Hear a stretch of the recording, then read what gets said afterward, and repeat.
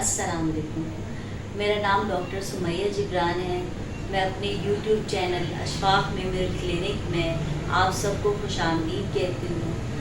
आज इस बीमारी के बारे में मैं आपको बताऊँगी, वो है गैस्ट्रिक अल्सर, पैप्टिक अल्सर, या फिर आसान लफ्ज़ों में उर्दू में उसको कहते हैं मैदे का अल्सर। मैदे का अल्सर क्या होता है, ये किस तरह से डेवलप होता है, क्या इसकी ट्रीटमेंट होती है, ये सब हम बात करेंगे। इसकी डायग्नोसिस कैसे की जाती है, ये सब हम बात करेंगे। सबसे पहले हम ये देख लेते हैं कि अल्सर होता क्या है। अल्सर जो है, हमारे मैदे के अंदर अगर कोई भी ज़ख़म हो जाए या छाला हो जाए, जिस तरह से हमारी किसी और बॉडी की किसी और पार्ट में होती है, तो स्टमक में भी ऐसा हो सकता है, उसको अल्सर कहते हैं। असल में हमारा जो स्टमक है वो पूरा एसिड से भरा हुआ होता है। वो एसिड जो है वो दूसरे फूड्स को डाइजेस्ट करने के लिए, और जो कंटेमिनेटेड फूड होता है उसमें जो बैक्टीरियाज वगैरह होते हैं उसको किल करने के लिए ये एसिड काम करता है। लेकिन ये एसिड जो है स्टमक को कोई नुकसान नहीं पहुंचाता। इसकी क्या वजह है? असल में हमारा जो स्टमक होता है उसकी जो लाइनिंग होती है उसको कहते हैं म्यूकस मेम्ब्रेन।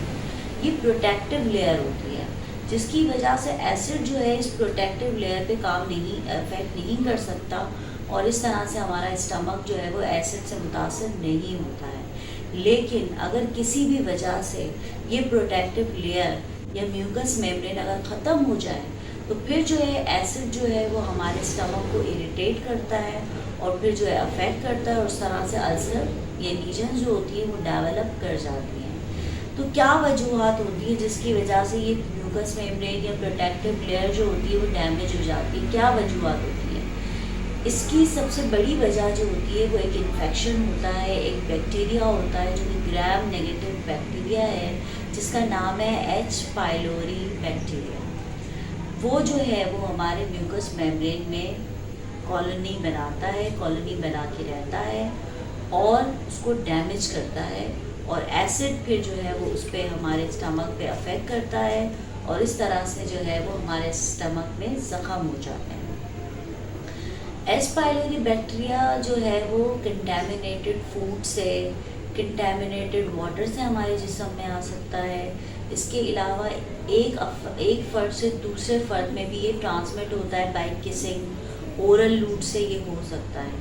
इसके अलावा ये कंटेजियस डिजीज़ होती है, इसको कंटेजियस भी कहते हैं क्योंकि ये एक दूसरे से ट्रांसमिट होता है। लिहाजा ये जो है हमारी बॉडी में जो है वो अल्सर डेवलप करा रहा होता है। दूसरा क्या कॉज है? दूसरा जो कॉज है वो ये है कि long term use of pain killers. अगर कोई बहुत लंबे अरसे से पेन किलर्स यूज़ कर रहा है अपनी मर्ज़ी से, तो वो जो है उसको भी अल्सर डेवलप हो जाते हैं। एनसेड्स के नाम से आपने सुना होगा कि नॉन स्टेरॉयडल एंटी इन्फ्लेमेटरी जो ड्रग्स होती हैं, जो पेन किलर्स होती हैं, वो यूज़ हो रही होती हैं। एस्पिरिन जिसका नाम सबसे आगे है, और नेप्रोक्सिन है, ब्रोफीन है, ये सारी जो मेडिसिन होती हैं वो हमारे स्टमक को जो है वो नुकसान पहुंचाती हैं। वो भी म्यूकस लेयर को, प्रोटेक्टिव लेयर को डैमेज करती हैं, जिसकी वजह से जो है वो अल्सर डेवलप हो जाता है। इसके अलावा दूसरे रीज़न्स भी हैं, जैसे अल्कोहल का ज़्यादा इस्तेमाल, ऑटो इम्यून डिजीज़, ये चीज़ें भी हैं जो है, कंजेनाइटल डिजीज़ वगैरह, ये भी अफेक्ट करती है। अच्छा, अब जो है ये तो कॉजेज़ हो गए। अच्छा, लोगों में बड़ा ये है, ये एक मिथ है कि जो है स्पाइसी फूड्स हो गया या स्ट्रेस हो गया वो अल्सर डेवलप कराता है। ऐसा नहीं है।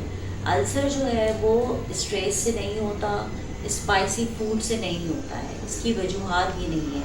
हाँ, अगर अल्सर डेवलप हो चुका है और अगर स्ट्रेस हो रही है, या अगर जो है वो क्या कहते हैं स्पाइसी फूड्स ले रहे हैं, तो फिर वो एग्रेवेट कर देगा, या आपके दर्द को मज़ीद बढ़ा देगा, या आपकी तकलीफ़ को बढ़ा सकता है, लेकिन वो जो है आपको कॉज नहीं करेगा।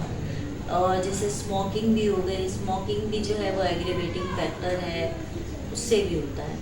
अच्छा, वो रिस्क फैक्टर होता है। अच्छा, रिस्क फैक्टर से भी फैक्टर्स की भी हमने बात कर ली। अब ये मैं आपको बताना चाहूँगी कि दो तरह के अल्सर्स होते हैं। एक होता है गैस्ट्रिक अल्सर, एक होता है ड्यूरिनल अल्सर। ड्यूरिनल में क्या होती है, वो हमारे स्मॉल इंटेस्टाइन का शुरू का पार्ट होता है, वो अफेक्टेड होता है। दोनों अल्सर्स में जो है वो डिफरेंस होता है।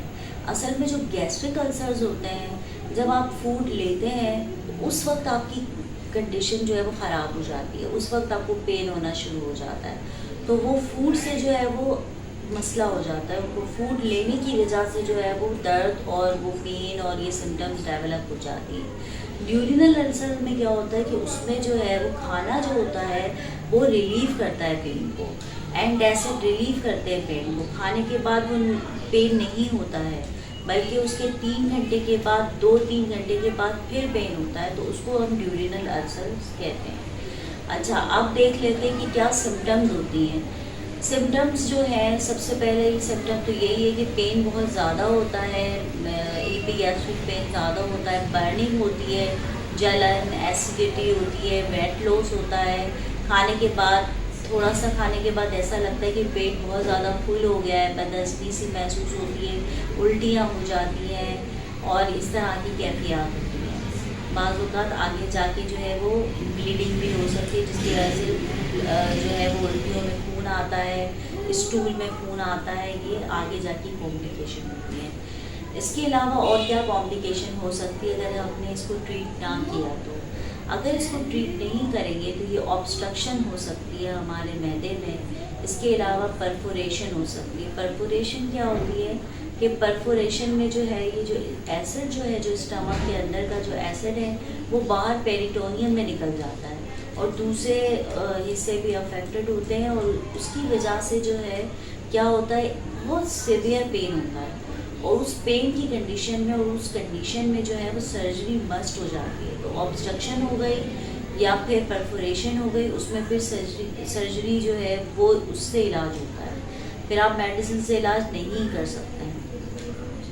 इसके अलावा स्टमक का कैंसर हो सकता है। इसकी कॉम्प्लिकेशन में ये भी है कि अगर आपने ट्रीट नहीं किया, वो अल्सर जो है लंबे अरसे तक रहा, तो वो कैंसर भी हो सकता है। तो इसलिए जो है इसका बरवक्त इलाज बहुत ज़रूरी है। तो डायग्नोसिस कैसे कर सकते हैं इसको? तो सबसे पहले अगर लग रहा है कि एच पाइलोरी है बैक्टीरिया, तो उसके लिए जो है वो ब्लड टेस्ट कराते हैं, ब्लड टेस्ट से पता चल जाता है। लेकिन सबसे अच्छा जो डायग्नोसिस होता है वो एंडोस्कोपी से होता है, जिसमें कैमरा जो है वो स्टमक तक जाता है और वहाँ देख के बता देता है कि कितने लीजन्स हैं। फिर अगर बायोप्सी भी करनी होती है, कोई टिश्यू का पीस लेना होता है, तो वो भी हम एंडोस्कोपी के ज़रिए से ले सकते हैं, और उसकी वजह से जो है वो फिर बायोप्सी हो जाती है। तो एंडोस्कोपी से डायग्नोसिस होती है। अच्छा, इसके अलावा अब बात करते हैं ट्रीटमेंट के बारे में, क्या ट्रीटमेंट दी जाती है। प्रोटॉन पंप इनहिबिटर्स के नाम से मेडिसिन बहुत कॉमन है, ओमेप्राजोल का नाम आपने सुना होगा। तो वो जो है वो खाने से जो है 15-20 मिनट पहले दी जाती है, और उससे जो है ये होता है कि उससे स्टमक का जो पेन होता है, उसकी जो एसिडिटी होती है वो रिलीव होती है। इसके अलावा अगर एच पाइलोरी का इन्फेक्शन है तो फिर हमें एंटीबायोटिक भी देनी पड़ती है, और एंटीबायोटिक में क्लैरिथ्रोमाइसिन है, एमोक्सिसिलिन है, ये एक साथ देनी होती है, और प्रोटॉन पंप इनहिबिटर्स भी साथ में देनी होती हैं। बहुत सारे रजीम है, लीवोफ्लॉक्सिसिन में एमोक्सिसिलिन के साथ दे रहे होते हैं। इसके अलावा जो है टाइनाडेजोल भी दे रहे होते हैं। तो इस तरह से उसको एंटीबायोटिक से जो है वो इलाज किया जाता है।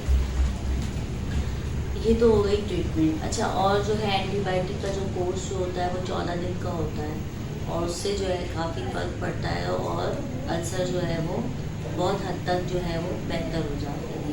अच्छा, दूसरी बात ये कि क्या चीज़ें हमें खानी चाहिए और क्या चीज़ें नहीं खानी चाहिए जब अल्सर डेवलप हो जाता है। तो उसके लिए ये है कि देखें, सबसे पहली बात कि स्पाइसी फूड्स तो नहीं खाने चाहिए, ऑयली फूड्स नहीं खाने चाहिए।